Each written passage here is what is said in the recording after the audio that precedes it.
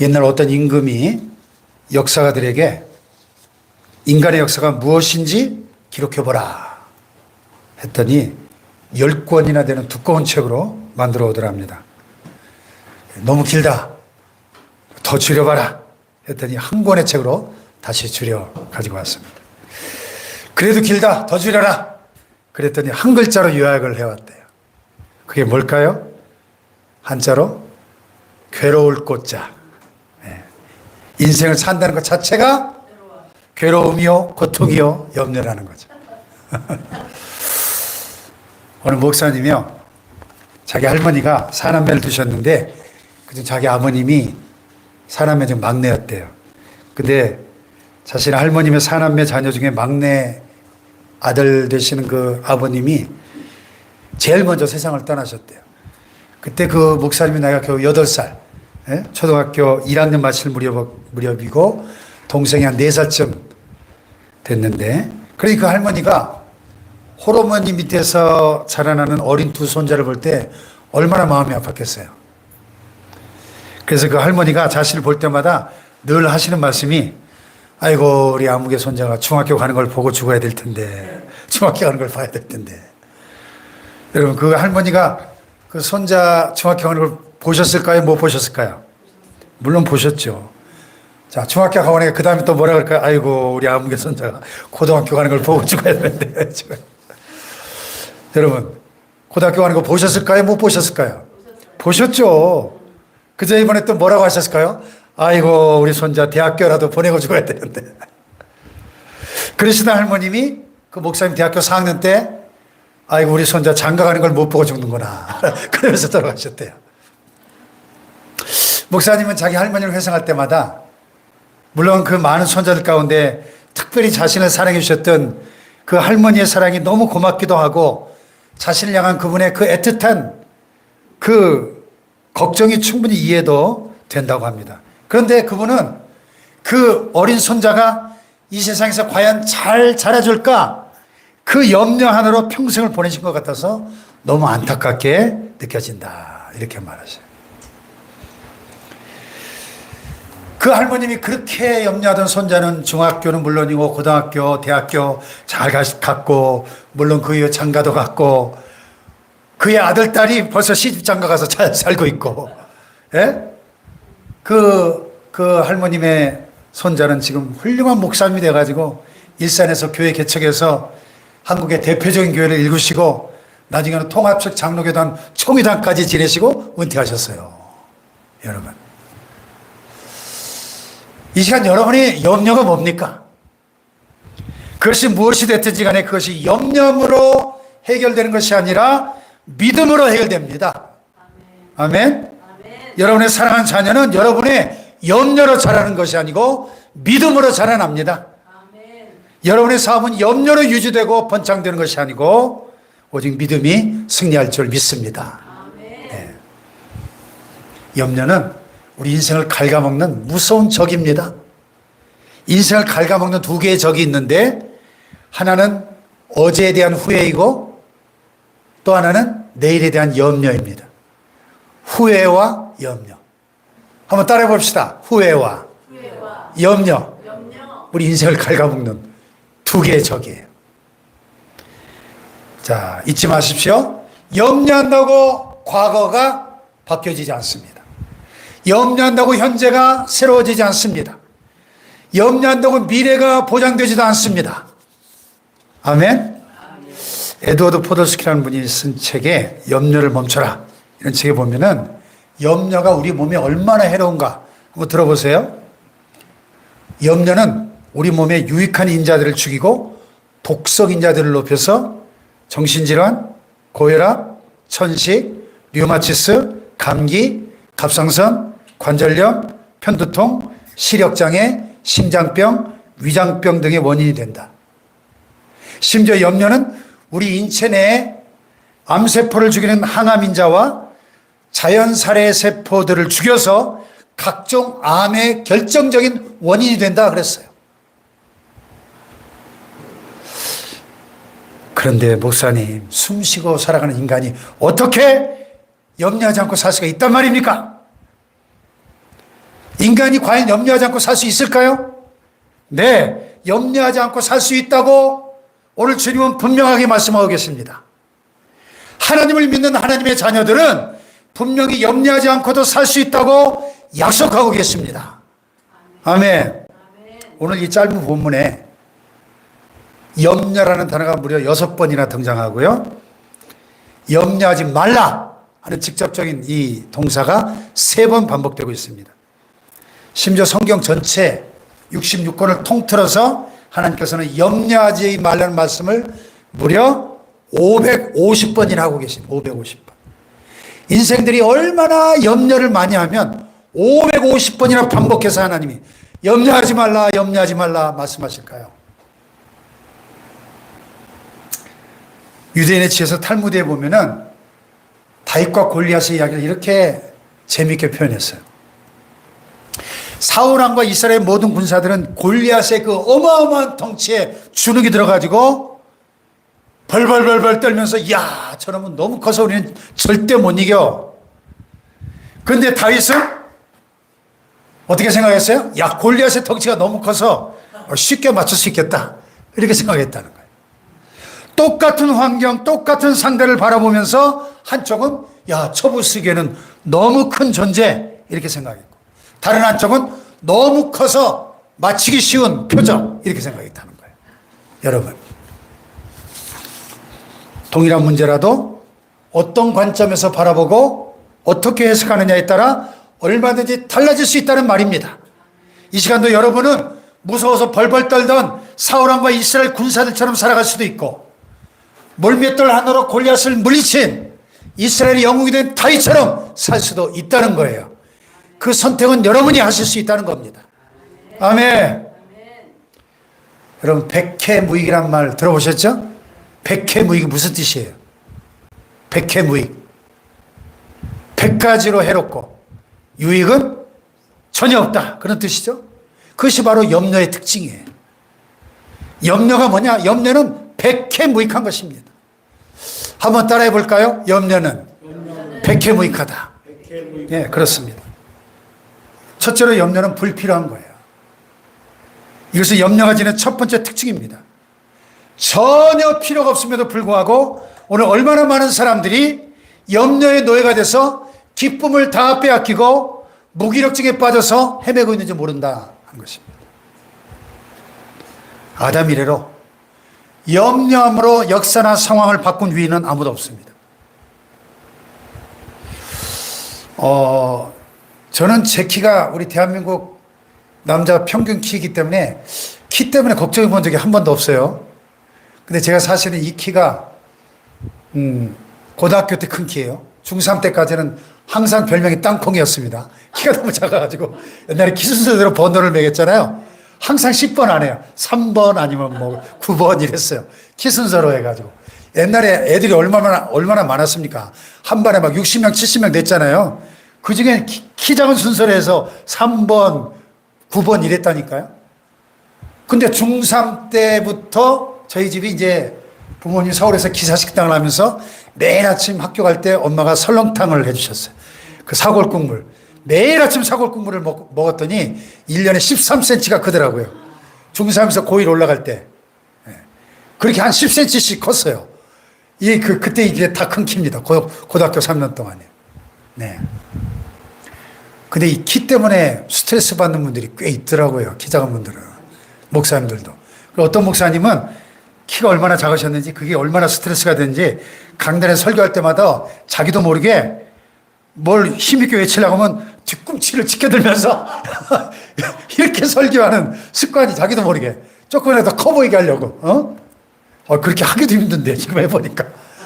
설교할 때는 뒤꿈치를 들면서 설교하는 습관이 생겼다는 그런 얘기도 들었는데요.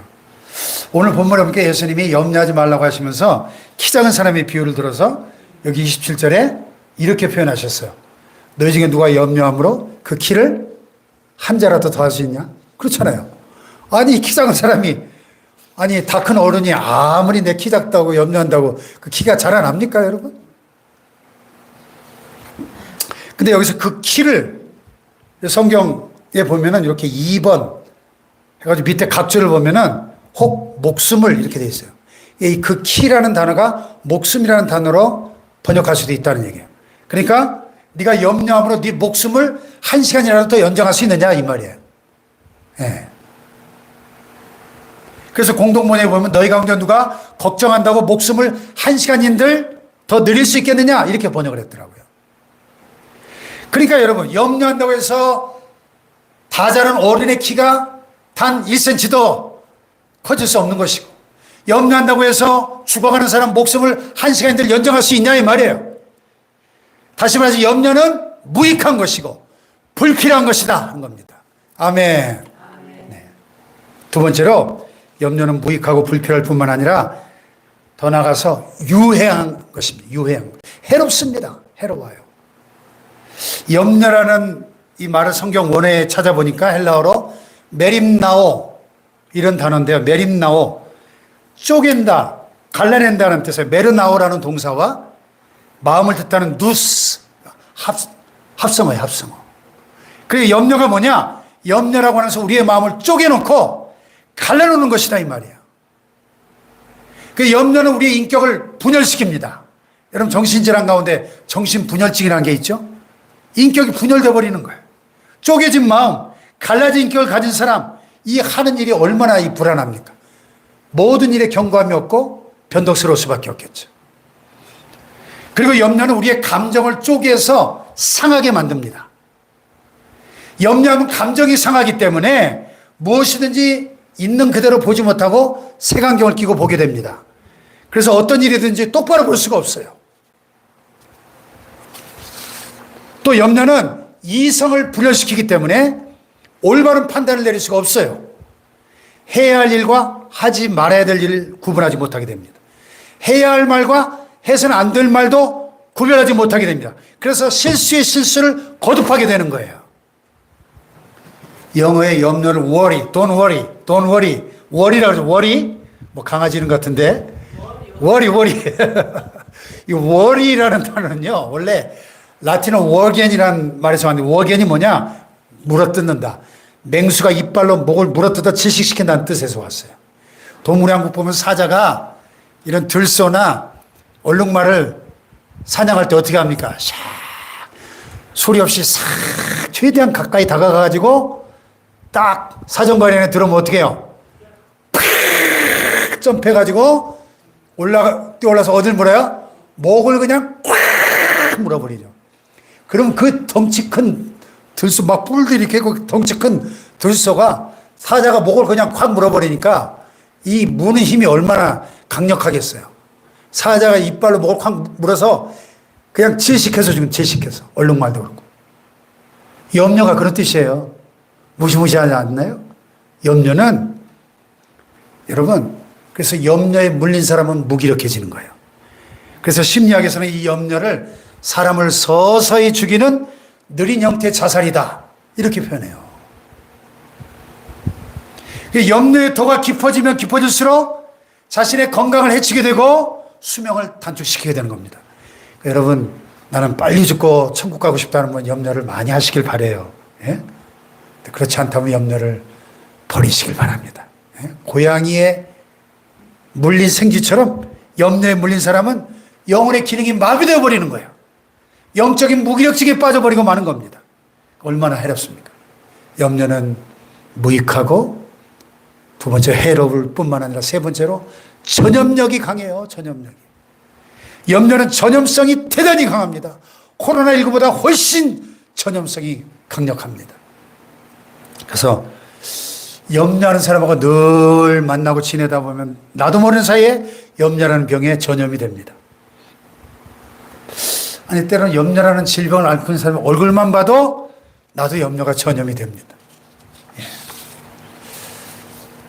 한번 옆에 분을 바라보세요. 염려를 전염시킬 분인지 아닌지. 예? 염려는 불필요하고 해롭고 전염성이 강하다. 이 세 가지 특징이 있어요. 그러면 문제는 그러면 어떻게 염려하지 않고 살아갈 수 있단 말입니까? 아니 험악한 세상에서 염려하지 않고 살 수 있는 비결이라도 있단 말입니까? 예, 있고 말고요. 있습니다. 오늘 본문 말씀을 잘 보세요. 본문에서 예수님께서 염려하지 말라는 말을 3번 쓰고 계신데요. 25절에 보면 무엇을 먹을까, 무엇을 마실까, 무엇을 볼까 염려하지 말라 그랬죠? 25절에. 또 31절에도 그러므로 염려하여 이르기를 무엇을 먹을까, 무엇을 마실까, 무엇을 볼까 하지 말라 그랬죠? 또 34절에도 보면 그러므로 내일 일을 위하여 염려하지 말라 그랬죠. 그런데 이게 눈여겨 자세히 관찰해 보면요. 25절, 31절, 34절이 한결같이 그러므로 라는 단어하고 연결이 되어 있음을 발견할 수 있어요. 그러므로 염려하지 말라. 이런 공식이 성립돼요. 한번 따라해 봅시다. 그러므로 염려하지 말라. 그러므로 염려하지 말라. 자, 그러니까 이 그러므로라는 접속사 이 단어 하나 속에 염려하지 않을 수 있는 비결이, 능력이 담겨 있는 거예요. 자, 먼저 이 25절에 그러므로를 보면 그러므로 내가 너에게 이르노니 목숨을 위하여 무엇을 먹을까? 무엇을 마실까? 몸을 위하여 무엇을 입을까? 염려하지 말라 그랬어요. 그러니까 여기서 그러므로 이 말은 이미 선택과 결론이 내려졌으므로 이런 뜻이에요. 그러면 이 그러므로는 항상 이 앞에 구절하고 연결이 되겠죠? 오늘 25절부터 읽는데 앞에 24절 보면 지난주에 우리가 나눈 말씀이 있어요. 한 사람이 두 주인을 섬기지 못할 것이다. 너희가 하나님과 재물을 겸하여 섬길 수 없다 그랬죠. 그 말씀하고 딱 연결이 돼요. 그럼 무슨 뜻일까요? 이미 선택과 결론이 내려졌으므로 라는 이 그러므로의 정의와 연결해 보면요. 너희가 재물과 하나님 또 이 세상과 하나님 사이에서 너희는 이미 하나님 쪽으로 선택과 결론이 내려졌으므로 염려할 필요가 없다 이런 뜻이에요. 아멘 합시다. 아멘. 그렇습니다. 우리는 생명과 행복의 원천이 하나님께 있음을 믿고 사는 사람들입니다. 따라서 염려는 하나님의 자녀된 우리의 신분에 도무지 어울리지 않는다는 거예요. 왜? 우리는 이미 하나님 편으로 선택이 끝난 사람들이기 때문에, 우리는 이미 하나님 쪽으로 결론이 내려진 사람들이기 때문입니다. 아멘. 하나님과 세상, 하나님과 재물, 이 갈림길에서 어느 쪽을 선택하느냐? 여기에 신자와 불신자의 구별이 있다는 것입니다. 하나님을 선택한 사람은 걱정거리를 만나도 좌절하지 않는 것입니다.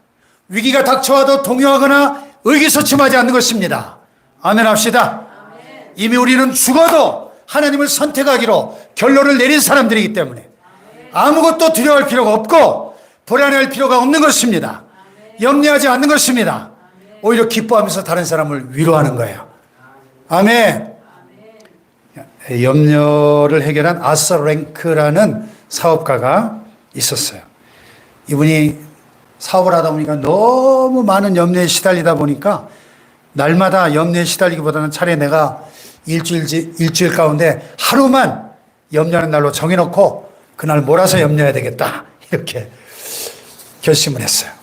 그래서 궁리한 끝에 아이디어를 내가지고 박스를 하나 만들었어요. 토요일에 염려 상자 이렇게 하나 만들어가지고 한 주간 또 염려거리가 생길 때마다 즉시로 그 내용을 카드에 적어서 상자 속에 집어넣으면서 하나님 이 염려 내용을 잠시 동안 맡아주세요. 제가 토요일 날 다시 끄집어내겠습니다. 기도하면서 집어넣는 거예요. 드디어 토요일 오후에 그 상자를 개봉해 보면서 야스랭크 씨가 깜짝 놀란 거예요. 왜?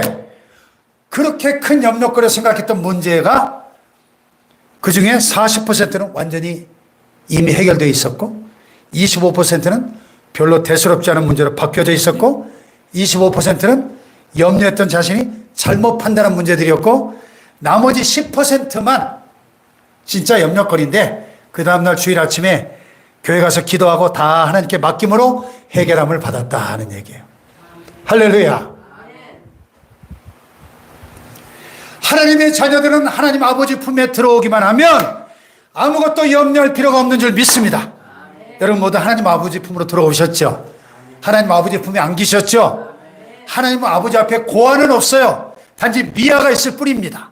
여러분 하나님 아버지께로 돌아오셨다면 하나님은 품에 안기셨다면 여러분이 이미 하나님의 가족입니다. 염려하지 않아도 되는 겁니다. 그러므로 우리는 이미 하나님의 가족인 것이죠. 그러므로 우리 곁에는 언제나 하나님 아버지가 함께하고 계신 것입니다. 하나님이 채우십니다. 얼마나 놀라운 일이에요? 25절 26절 읽어보세요. 시작.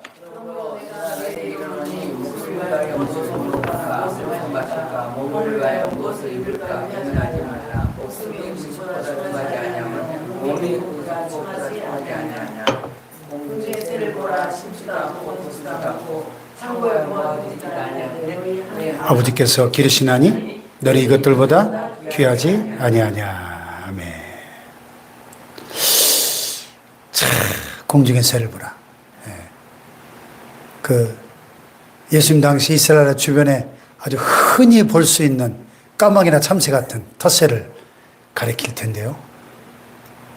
여러분 저는 이렇게 이 남성공 같은 데 이렇게 걷다가 참새들이 엄청 많이 살거든요. 새들의 천국인데 이 새들을 보면서 엄청 은혜 받을 때가 많아요. 여러분 새들이 걱정하는 거 보셨나요? 새들이 노 걱정하고 국민연금 만들어놔서 걱정하는 거 보셨어요? 날마다 즐겁잖아요. 참새들은 짹짹짹 거리면서 날아다니면서 참 즐겁게 사는 모습을 보면 진짜 예수님의 말씀이 생각나면서 은혜가 돼요. 공중의 새를 보라. 이 말은 눈으로 보라는 말이 아니고 배우라는 거예요. 배우라. 참새나 제비나 까마귀 같은 공중에 나는 새들의 특징이 있어요. 첫째, 새는 날개가 있잖아요. 그러니까 공중의 새가 여러분 심지도 않고 거두지도 않고 창고에 모아들이지도 아니하되, 예? 참새가 농사 짓는 거 보셨어요? 까마귀가 창고 짓는 거 보셨습니까? 그럴 필요가 없어요. 왜냐하면 날개가 있으니까. 배고프면 어디든 후루룩 날아가서 먹을 거 있는 거 가서 먹을 거 하나님 예비하신 먹을 걸 먹으면 돼요. 날개를 달고 하늘 높이 올라가 보면 땅의 것들이 크게 보이지 않죠. 눈앞에 바위가 있고 태산이 가로막고 있다고 걱정하지 않습니다. 그냥 휙 날아서 넘어가면 그만이잖아요. 또 새는 위가 작아요. 창자도 짧습니다. 만약에 새가 돼지의 욕심과 황소의 배를 가졌더라면 날지 못했을 거예요. 새는 대변과 소변과 산란을 다 한 기관으로 다 한대요. 또 새는 멀리 보는 원시안을 가졌어요. 벌레들은 코앞에 것만 보죠. 그러나 새는 멀리 봅니다.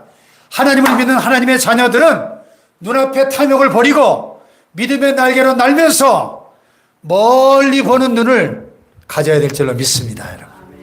할렐루야.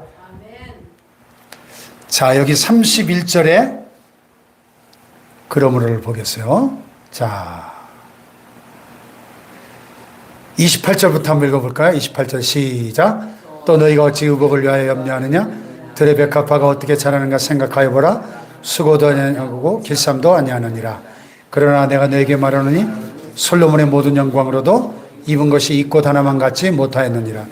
오늘 있다가 내일 아궁에 던져지는 들풀도 하나님이 이렇게 입히시거든 하물며 너일까 보냐? 믿음이 작은 자들아, 그러므로 염려하여 이르기를 무엇을 먹을까 무엇을 마실까 무엇을 입을까 하지 말라 그랬어요.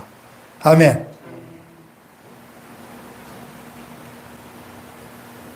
제가 요새 이제 시간 날 때마다 자전거와 탁구 두 가지 운동으로 건강을 관리하고 있는데, 오늘도 이렇게 쭉 자전거 타고 갑천평 가다 보니까 이렇게 그늘에 쉬다 보니까 태어나서 처음 본 그 보라색, 연보라색 그 들꽃이 쫙 피는데 너무 이쁜 거예요. 무슨 꽃 이름도 모르겠어요. 연보라색인데 잡초에 잡초. 어디에 나선 잡초네 하고 확 뽑아버려. 잡초에 그렇게 꽃이 예쁘게 핀 것도 처음 봤어요. 그 꽃을 보면서 오늘 이 말씀이 딱 생각나는 거예요. 아, 들의 백합화를 봐라. 들의 백합화가 어떻게 자라는가 생각해봐라. 수고도 아니고 길쌈도 하지 않지 않느냐. 그러나 솔로몬의 모든 영광으로도 입은 것이 이 꽃 하나만 갖지 못했다. 여기도 카네이션 보세요. 얼마나 이뻐요. 그죠? 꽃 한 송이만도 못했다는 거예요. 오늘 있다가 말라서 내일 아궁에 던져질 들풀도 하나님이 이렇게 귀하게 입히신다면 하물며 너일까 보냐. 믿음이 작은 자들아. 아멘 합시다. 예. 그럼 이제 가정주부들은 당장 그런 생각이 드시죠. 아, 예수님은 살림을 안 해보셨으니까. 하루를 지내면서 아이고 오늘 새끼 뭐 해 먹어야지? 무엇을 먹을까? 무엇을 마실까? 무엇을 입을까? 그게 얼마나 큰 걱정거리인데. 사실 이 의식주 문제가 인간에게 얼마나 중요합니까? 지금 사람들이 이거 해결해 보겠다고 지금 하루 종일 뛰어다니는 거 아니에요? 지금 대통령 후보들이 너나 없이 민생, 경제 외치고 있잖아요. 예? 근데 예수님 뭐라 그래요? 예. 이런 것들은 다 32절에 누가 구하는 거예요? 이방인들이 구하는 거래요. 이방인들이. 이런 것들로 연연하고 염려한다면 너는 이방인하고 똑같다. 불신자와 똑같다. 그런 얘기 아니에요? 왜요? 만약 우리가 의식주 문제에만 너무 매달려 염려하다 보면은 그 문제에 사로잡혀가지고 더할 나위 없이 초라한 인생이 되고 만다는 것이죠. 영적인 관심을 멀리하게 된다는 거죠. 그러므로 하나님의 사람들은 세상 염려를 하나님께 가져가 그분께 맡기는 법을 배워야 될 줄로 믿습니다. 그러면 하나님께서 그 모든 염려들을 다 거둬가시고 염려 대신에 영적인 진정한 만족과 세상 염려 대신에 신령한 염려를 주십니다. 신령한 염려. 일종의 즐거운 교환이죠. 헛된 염려 대신에 진정한 염려로 교환해 주시오. 세상의 염려를 하늘의 염려로 교환해 주십니다. 그래서 조지 밀러 목사님이 말씀하셨어요. 믿음의 시작은 염려의 끝이요. 염려의 시작은 믿음의 끝이다. 너희가 염려하느냐? 너희 믿음이 죽을 것이다. 너희가 믿음을 갖겠느냐? 너희 염려가 죽을 것이다. 그랬어요. 한번 따라해 봅시다. 믿음의 시작은 염려의 끝이요. 염려의 시작은 믿음의 끝이다. 여러분, 염려 대신 믿음을 가지시기를 축복합니다. 그렇습니다. 우리는 하나님 앞에 염려를 맡기고 대신에 믿음과 평안을 얻는 즐거운 교환의 비밀을 배워야 합니다. 오늘도 하나님은 염려를 평강으로 바꾸어 주시는 줄 믿습니다. 마지막 34절에 보면요. 그러므로의 신비는 우선순위의 문제임을 깨닫게 됩니다. 자, 33절, 34절 시작.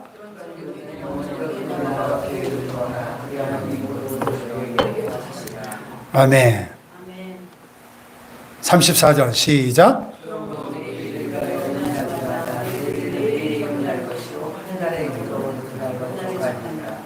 아멘. 우선순위 문제. 먼저 그의 나라와 그의 의를 구하라. 그리하면 이 모든 것이 뭐예요? 지금까지 얘기한 의식주 문제, 세상 살면서 우리가 염려하는 그 모든 것 하나님이 더하시겠대요. 우선순위만 똑바로 되면. 아멘. 그러므로 내일 일을 위하여 염려하지 말라. 내일 일은 내일이 염려할 것이요 그랬는데 예전 개혁판에 보면 내일 일은 내일 염려할 것이요 이렇게 번역을 했었는데 개혁개정에서는 내일 일은 내일이 염려할 것이다 이렇게 번역했어요. 근데 이게 더 정확한 표현입니다. 원문상으로 염려의 주어가 달라져 있죠. 내일 일은 내일이 염려할 것이다. 이게 무슨 말이냐? 염려할 일이 있다 하더라도 염려를 하더라도 내일이라고 하는 시간이 염려할 테니 너희는 오늘 평안하라는 거예요. 예? 다시 말해서 오늘의 은혜는 오늘만을 위한 것이고 내일 일은 내일 새로운 은혜를 힘입어 감당하라는 거예요. 내일은 내일의 태양이 새롭게 뜬다는 것입니다. 아멘 합시다. 내일 감당해야 될 일을 오늘 미리 잡아당겨가지고 가불해가지고 염려하고 앉아있지 말라는 얘기예요. 쉽게 말해서. 아멘.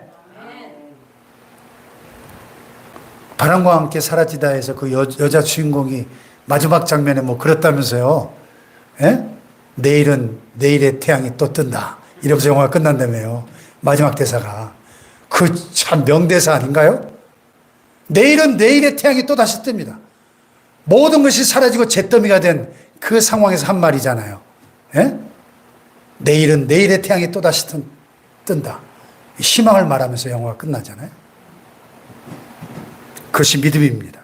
믿음이 없으면 내일은 항상 절망입니다. 그러나 믿음이 있으면 내일은 늘 희망입니다.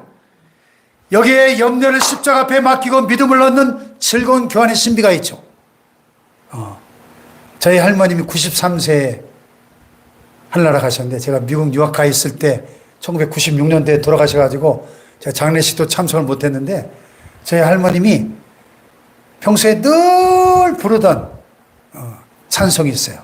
주 안에 있는 나에게 딴 근심이 있으랴, 십자가 밑에 나가 내 짐을 풀었네. 할렐루야. 저희 할머님이 1905년생이에요. 1905년에 태어나셔가지고 1996년에 돌아가셨어요. 그럼 그 기간을 한번 생각해 보세요. 일제강점기, 해방후, 6.25, 보릿고개, 한국 근현대사의 어려운 시절을 다 지나온 분 아니에요. 전라북도 김제가 고향이신데, 그 가난한 농부에게 시집 오셔가지고 3남매 낳고 얼마나 힘들게 사셨겠어요. 한번 생각해 보세요. 그런데 예수님 만나고 주 안에 있는 나에게 딴 것이 있으랴, 십자가 밑에 나아가 내 짐을 풀었네. 저희 할머님은 제 기억 속에 천사거든, 천사. 늘 이 하늘의 평화가 늘 충만하셨어요. 주 안에 있는 나에게 딴 것이 있으랴. 그게 믿음 아니겠어요? 십자가 밑에 나가 내 짐을 풀었네. 아멘. 이 즐거운 교환을 통해서 삶의 우선순위를 분명히 하지 않으면 수없이 긴급한 일들이 횡포를 부려요. 스티븐 코비 박사가 긴급한 일의 횡포라는 책을 썼는데, 긴급한 일의 횡포가 뭐예요? 우리가 살다 보면 긴급한 일이 있고 또 덜 급한 일이 있죠. 그런데 많은 경우에 정말 중요한 일은 급하지 않아 보인다는 거예요. 그런데 별로 중요하지도 않은 사소한 것들이 긴급한 일처럼 우리에게 횡포를 부린다는 거예요. 그래서 긴급한 일이라고 다 중요한 일입니까? 예? 근데 긴급한 일들이라고 다 중요한 일이 아닌데 늘 이 긴급한 일에 쫓겨다니다가 정작 중요한 일을 못한다는 거예요. 그래서 이 급한 일들은 늘 소란스럽고 방정맞다는 거죠. 근데 진짜 중요한 일은 언제나 조용하고 차분하다는 거죠. 그래서 우리가 이 소란스러운 일을 먼저 하다 보면, 그 긴급한 일에 횡포에 휘둘리다 보면 조용하지만 정말 중요한 일을 놓칠 수 있다는 거죠. 예. 그러면 가장 중요한 일이 뭔가? 세상 염려를 신령한 염려로 교환했다면 우리가 해야 될 그 신령한 염려가 뭔가? 신령한 염려가 뭐예요? 그런즉 너희는 먼저 그의 나라와 그의 의를 구하라는 겁니다. 아멘. 예수 믿는다는 것은, 신앙생활을 한다는 것은 염려거리가 달라진다는 것입니다. 늘 무엇을 먹을까, 무엇을 입을까 염려하던 사람이 이제는 의의 옷을 염려하게 된다는 겁니다. 어떻게 하면 좀 더 정결하게, 어떻게 하면 좀 더 거룩하게 살 수 있을까를 염려하게 된다는 것입니다. 아멘. 무엇을 마실까 염려하던 사람이 이제는 성령의 목이 말라 헐떡이게 되고, 무엇을 먹을까 염려하던 사람이 이제는 하나님의 말씀과 예수님의 은혜를 더 먹고 싶어서 몸부림치게 되고, 기도의 갈증과 말씀의 배고픔과 또 심령의 목마름과 하나님을 향한 갈망을 갖게 된다는 것입니다. 이것이 성도의 신령한 염려인 것이죠. 할렐루야. 주 4세기 교부 가운데 크리소스톰이라는 거예요. 크리소스톰. 이 크리소스톰에 관한 여러 가지 감동적인 일화가 많이 전해지는데, 그 중에 이런 이야기가 있습니다. 크리소스톰이 체포돼가지고 로마 황제 앞에 서게 됐어요. 황제의 회의를 듣지 않는 크리소스톰에게 황제가 이렇게 말합니다. 나는 너의 전 재산을 몰수할 수가 있다. 그러자 크리소스톰이 이렇게 대답해요. 저의 재산은 하늘에 있나이다. 나는 너를 가족과 이웃으로부터 떼어놓겠다. 그러자 나의 가족과 친구는 하늘에 계신 예수님이십니다. 나는 너를 이 나라에서 영원히 추방하리라. 그러니까 저의 나라는 하늘나라입니다. 나는 너의 목숨을 끌어놓겠다. 그랬더니 저의 생명은 이미 하나님 품에 있습니다. 크리스토스는 이것을 이렇게 말합니다. 황제여, 당신이 나에게서 빼앗으시는 것은 아무것도 없나이다. 나의 모든 것은 오직 하나님 품에 있나이다. 할렐루야. 보세요. 신적 교환, 신령한 교환, 즐거운 교환을 맛본 이 크리스토스의 이 멋있는 모습을 보십시오. 이 세상이 감당할 수 없는 하나님의 사람들의 당당함이죠. 십자가를 통해 내가 죽어지고 예수와 함께 죽고 예수와 함께 다시 살아난 신적 교환을 경험한 사람들 다 되시길 주님의 이름으로 축복합니다. 세상 염려를 신령한 염려로